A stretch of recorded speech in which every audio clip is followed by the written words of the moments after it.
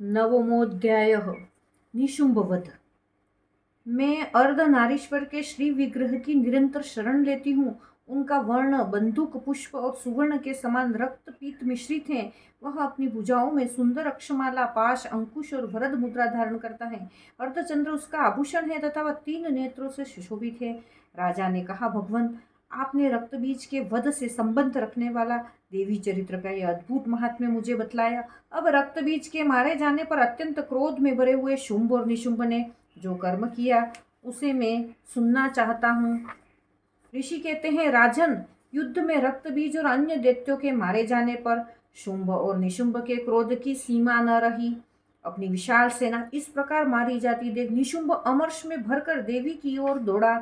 उसके साथ असुरों की प्रधान सेना थी। उसके आगे पीछे तथा पार्श्व भाग में बड़े बड़े असुर थे जो क्रोध से ओठ चबाते हुए देवी को मार डालने के लिए आए। महापराक्रमी शुंभ भी अपनी सेना के साथ मातृगणों से युद्ध करके क्रोधवश चंडिका को मारने के लिए आ पहुंचा। तब देवी के साथ शुंभ और निशुंभ का घोर संग्राम छिड़ गया। वे दोनों दैत्य मेघों की भांति बाणों की भयंकर वृष्टि कर रहे थे। उन दोनों के चलाए हुए बाणों को चंडिका ने अपने बाणों के समूह से तुरंत काट डाला और शस्त्र समूहों की वर्षा करके उन दोनों दैत्यपतियों के अंगों में भी चोट पहुंचाई। निशुंभ ने तीखी तलवार और चमकती हुई ढाल लेकर देवी के श्रेष्ठ वाहन सिंह के मस्तक पर प्रहार किया। अपने वाहन को चोट पहुंचने पर देवी ने एक शूरप्र नामक बाण से निशुंभ की श्रेष्ठ तलवार तुरंत ही काट डाली और उसकी ढाल को भी उसमें 8 चांद जड़े थे खंड खंड कर दिया। ढाल और तलवार के कट जाने पर उस असुर ने शक्ति चलाई, किंतु सामने आने पर देवी ने चक्र से उसके भी 2 टुकड़े कर दिए। अब तो निशुंभ क्रोध से जल उठा और उस दानव ने देवी को मारने के लिए शूल उठाया, किंतु देवी ने समीप आने पर उसे भी मुक्के से मारकर चूर्ण कर दिया। तब उसने गदा घुमाकर चंडी के ऊपर चलाई, परंतु वह भी देवी के त्रिशूल से कटकर भस्म हो गई। तदंतर दैत्यराज निशुंभ को फरसा हाथ में लेकर आते देख देवी ने बाण समूहों से घायल कर धरती पर सुला दिया। उस भयंकर पराक्रमी भाई निशुंभ के धराशायी हो जाने पर शुंभ को बड़ा क्रोध हुआ और अंबिका का वध करने के लिए वह आगे बढ़ा। रथ पर बैठे बैठे ही उत्तम आयुधों से सुशोभित अपनी बड़ी बड़ी 8 अनुपम भुजाओं से समूचे आकाश को ढककर वह अद्भुत शोभा पाने लगा। उसे आते देख देवी ने शंख बजाया और धनुष की प्रत्यंचा का भी अत्यंत दुस्सह शब्द किया। साथ ही अपने घंटे के शब्द से, जो समस्त दैत्य सैनिकों का तेज नष्ट करने वाला था, संपूर्ण दिशाओं को व्याप्त कर दिया। तदंतर सिंह ने भी अपनी दहाड़ से, जिसे सुनकर बड़े बड़े गजराजों का महान मद दूर हो जाता था, आकाश, पृथ्वी और 10 दिशाओं को गुंजा दिया। फिर काली ने आकाश में उछलकर अपने दोनों हाथों से पृथ्वी पर आघात किया। उससे ऐसा भयंकर शब्द हुआ जिससे पहले के सभी शब्द शांत हो गए। तत्पश्चात शिवदूती ने दैत्यों के लिए अमंगलजनक अट्टहास किया। इन शब्दों को सुनकर समस्त असुर थर्रा उठे, किंतु शुंभ को बड़ा क्रोध हुआ और उस समय देवी ने जब शुंभ को लक्ष्य करके कहा, ओ दुरात्मन, खड़ा रहे, खड़ा रहे, तभी आकाश में खड़े हुए देवता बोल उठे, जय हो, जय हो। शुंभ ने वहां आकर ज्वालाओं से युक्त अत्यंत भयानक शक्ति चलाई।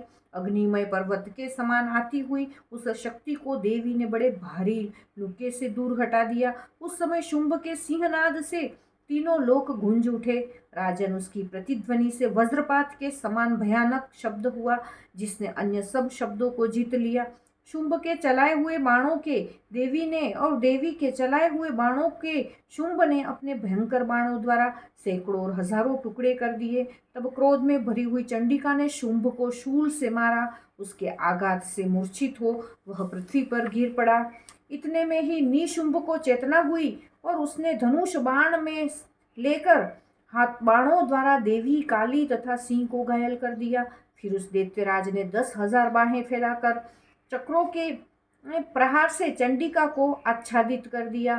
तब दुर्गम पीड़ा का नाश करने वाली भगवती दुर्गा ने कुपित होकर अपने बाणों से उन चक्रों तथा बाणों को काट गिराया।